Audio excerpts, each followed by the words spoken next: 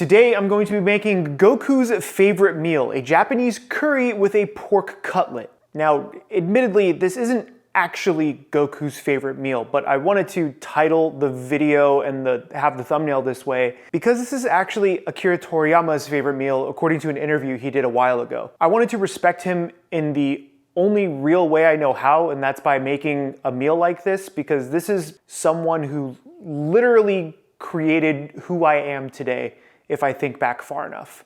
I don't want to get too emotional because it really does hurt to know that someone who molded your childhood is gone. So I'm just gonna make a really good curry that I hope you can also make at home. So we're gonna be making Akira Toriyama's favorite meal.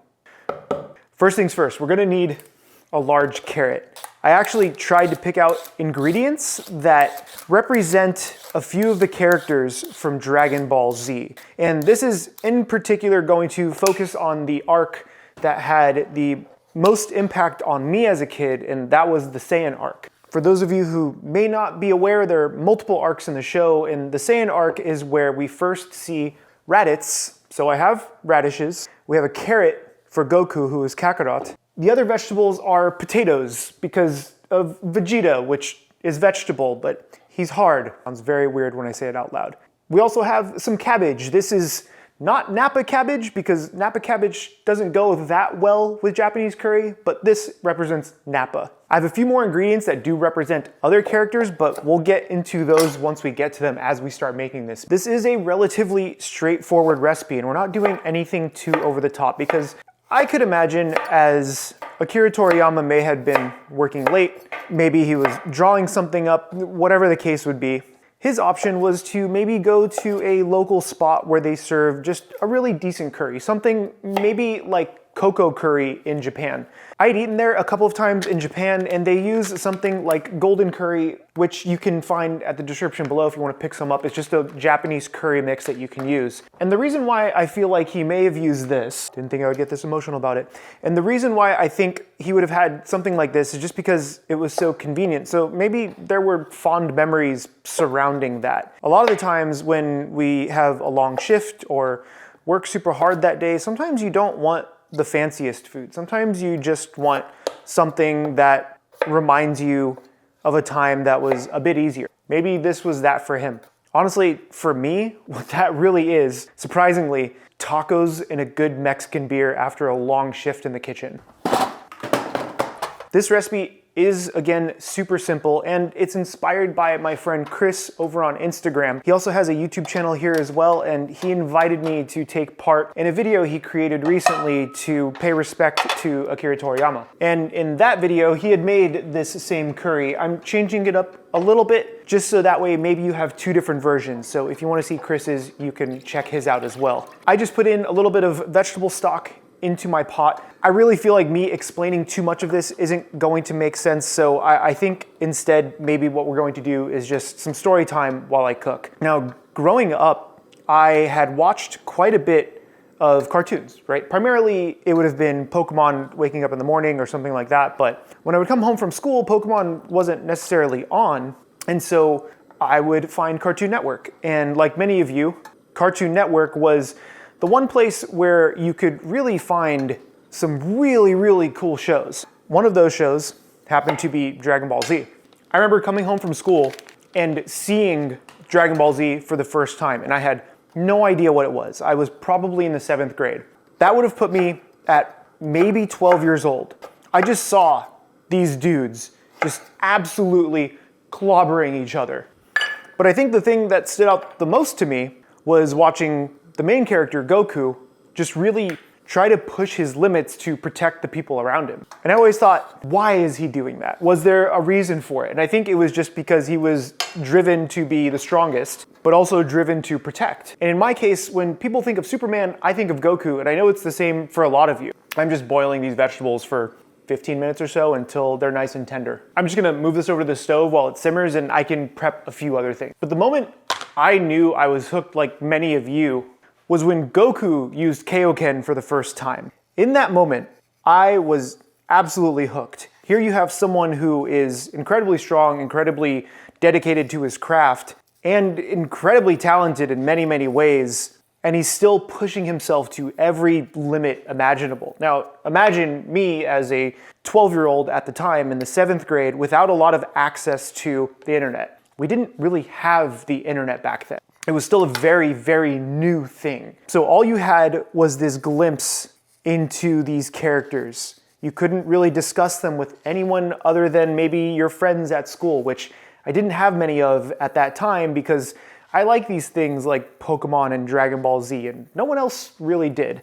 I still came home every single day and watched Dragon Ball Z, to the point to where I recorded every single episode of Dragon Ball Z on VHS with a little VHS recorder that I had hooked up to my TV. I had even timed it to cut out the commercial breaks and pause the recording so I didn't have to have commercials. I had every single episode recorded on VHS because there was no other way to rewatch it. This pork that I just seasoned, I just did salt and pepper, and the pork it actually represents Yajirobe. For all of his failings, he still cut off Vegeta's tail. Think about that. But as I got more and more into Dragon Ball Z, I started to kind of let it consume me, and it became my whole personality. I'm just seasoning my egg wash station here, my breadcrumb station. This is going to be for the pork that we're gonna deep fry in a minute. And back then, having it be your whole personality was very, very weird, especially when you couldn't really find Dragon Ball Z merchandise in the US. There was one place that I could find it, and that place was called Anchor Blue. For those of you who are old like me, you know what Anchor Blue was. They had Dragon Ball Z shirts. It was, at the time, what maybe Hot Topic is today. So I bought my very first Dragon Ball Z shirt in the 8th grade, and I wore it to school. I thought I was the coolest person there because no one even knew what Dragon Ball Z was. Like, oh yeah, I like this super indie show called Dragon Ball Z that no one else knows about. That's when I was approached by someone who also liked Dragon Ball Z because of my shirt, and I thought, yes, these are my people. I sent out the call, and they came. This person has to this day remained my best friend, and I don't know if we would have talked to each other had I not worn that shirt. Think about how insane that sounds. Had I not gotten into Dragon Ball Z, bought a shirt because of Dragon Ball Z, I would have not talked to this person, and we may have not become each other's best mans at our wedding. That's insane to think about. So when I say my life probably would look nothing like it does today without Dragon Ball Z, it's not an exaggeration. Some people may think it's an exaggeration, but I can literally build you a map and show you all of the ways that Dragon Ball Z and Akira Toriyama's work has influenced my life in many, many ways. From meeting my best friend to getting into trading card games because of the Dragon Ball Z trading card game, and now I play a lot of Magic the Gathering, to going on my own fitness journey because I wanted to look closer to Goku. And I'm sure it's not just me.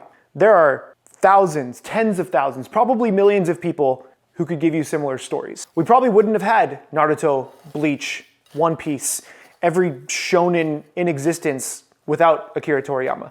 There have been times in my life where things got really, really hard, and I kind of just think back and think, you know, I just want to be strong like Goku, which is a very weird thing to say. You use what you can to get through those tough times, and that was one of those things for me. I'm just gonna get rid of this breading station. Our pork is ready to deep fry, which is pretty awesome. This is a very simple thing to put together. What I find the most fascinating about Akira Toriyama's works is that you can see hints of it in a lot of the mediums and animes we consume today. I'm wearing a Gear 5 Luffy shirt. Do you think Luffy would exist without Toriyama? I don't know if he would. In every sense, Gear 5 Luffy is basically Goku going Super Saiyan God mode. Yes, I know they're not exactly the same. I know one warps reality and the other one just kind of breaks everything. But in that same regard, do you really think that Naruto's final form, I don't remember the name of it, where he becomes a sage of the Six Paths, I believe it is, where he looks like this, where he has all the orbs floating around. Do you think that form would exist without Goku having gone Super Saiyan? I don't know. Would we have all of the debates of Superman versus Goku? Obviously not. I just sliced my radish super thin, and I'm gonna season this with just a little bit of salt. How many companies exist because of Dragon Ball Z? Someone who's helping me with my fitness journey right now, Goku Flex. His entire business happened because of Dragon Ball Z. I'm gonna slice Nappa nice and thin, even though he's really thick. We don't really want thick. Looks about right. You know, if maybe Nappa had hair, maybe this would be toupee for him, maybe. I'm bringing my curry back over because the potatoes are nice and tender. That's kind of all you want. If your fork goes into the potato, these are ready to add the curry to. I think a really interesting exercise for a lot of you who are anime fans. Maybe you're not an anime fan. Maybe for whatever reason you're here for some other reason on the channel. Try to think back to some of your favorite fandoms, and I really wonder if they connect to Toriyama in some way. I really, really wonder that. Whether or not it's your favorite artist, which I do have a very cool surprise to show you later as far as artwork goes. Maybe it's your favorite clothing company. Maybe it's another fitness influencer who doesn't really talk about anime.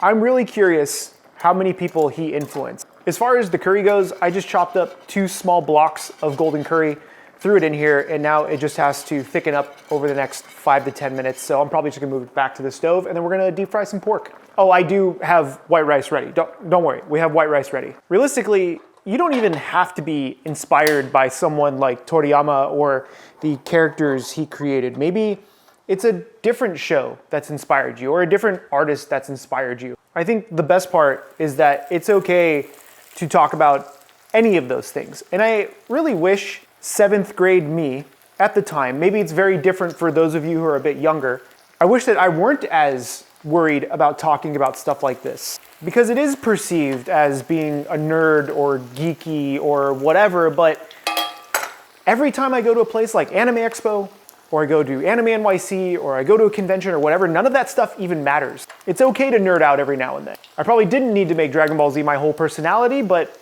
I'm here today because of it, so I have no regrets. It would have been an honor to be able to make something like this for Toriyama.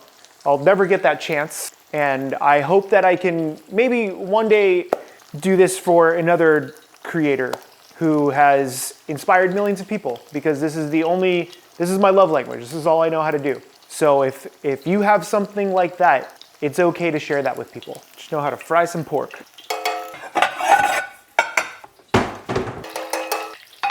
It's interesting that dishes like this are so easy to put together when the person who loves those dishes, like Toriyama, has created something so intricate. I have seen that so many times in my career, where you have someone who is so above and beyond skill levels I've ever been able to achieve. And all they want at the end of the day is a bag of popcorn and a beer. I am making 4 pork chops, because 2 of them will be for my wife and 2 will be for me. Don't worry, we have rice to represent Gohan. I don't think there was a curry character during the Saiyan arc, but we're just gonna go with it because this is his favorite thing. To me, this is what you would call comfort food in a lot of ways. And I can absolutely see why this would be his go-to. You can load this up with however much protein you want. Just have some fun with it. We're gonna do just a little bit of the cabbage to represent our boy Nappa, the salted radishes to represent Raditz, some pickled onions, only because I don't have pickled ginger, is for Piccolo, who I believe was Toriyama's favorite character. And we can't forget the one character who created the Super Saiyan, the egg to represent Krillin. And if you know, you know. Last but not least, some Bachan's tonkatsu sauce. I'm gonna put that right on top. And this, my friends, is something you could probably order in Japan, and you could get this at maybe Coco's Curry. Maybe they'll throw an egg on there for you. Maybe you can get some pickled onions on the side. But to know that someone as influential as Toriyama loved food like this grounds him in a big way. On a recent episode of Somebody Feed Phil, Chef Renee of Noma, which is one of the best, if not the best restaurant in the world, took Phil to a very humble and awesome soba restaurant. They only served soba noodles. To know people of that caliber enjoy food like this just really makes me happy, because you don't need to go above and beyond, you just need to serve good food. And before I actually dig into this, I have nothing to offer you other than please support your local artists who maybe are inspired by Toriyama, Dragon Ball Z, other anime. This is a beautiful piece that I just got in the mail yesterday. It's from Wiz Yakuza. I'll leave their information down below. And it truly represents what I think is anime. If you want to pick up a print that they have, you should pick it up. It's fantastic. Or go to your local convention and buy one of their Dragon Ball Z prints or One Piece prints or whatever it might be. Just support your local artist. That's all I got. I'm going to address him as Toriyama-sensei because he has taught me and so many other people so many things. So Toriyama-sensei, this one's for you. Thank you.